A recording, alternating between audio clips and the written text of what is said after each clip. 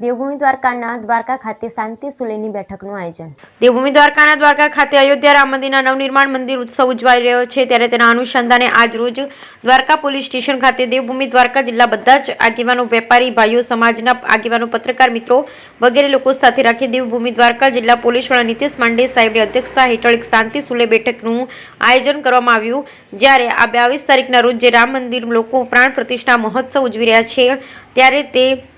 શાંતિપૂર્વક અને કોઈપણ જાતના બનાવ ન બને તે હેતુ ત્યાં શાંતિ સુલે બેઠકનું આયોજન કરવામાં આવ્યું અને અમુક એવા લાગતા સેન્સિટિવ વિસ્તારમાં ફૂડ પેટ્રોલિંગ કરી, કાર પેટ્રોલિંગ વગેરે જેવી કાર્યવાહી પણ કરાઈ। Bureau report Lalit Singadiya, Devbhumi.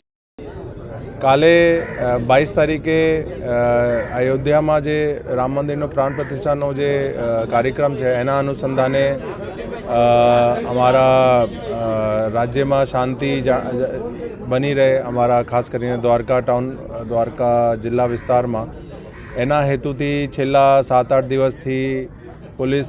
જુદા જુદા કાર્યક્રમ કરે છે। અમારી જે BDDS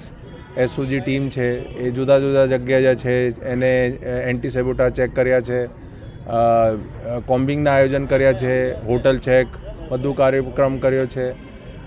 સાથે સાથે સેન્સિટિવ વિસ્તારોમાં ફૂડ પેટ્રોલિંગ, વાહન પેટ્રોલિંગ એ બધું ચાલુ છે। એના અનુસંધાનમાં આજે મારી જે છે ઓખા મંડળના જે આગેવાનો છે, વડીલો છે, એના સાથે એક મિટિંગ થઈ અને કાલે શાંતિ વ્યવસ્થા બની રહે એના માટે બધાને જે જરૂરી માહિતી છે આ બધાને આપી છે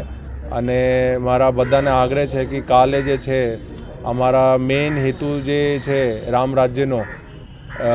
એનો છે સમાજમાં શાંતિ અને જે બંને કોમ વચ્ચે, જુદા જુદા જે સમાજો વચ્ચે સૌહાર્દપૂર્ણ વાતાવરણ બના રહે એ બધાને આહ્વાન છે અને એના હિસાબથી કાલે બધા ઉજવણી કરે।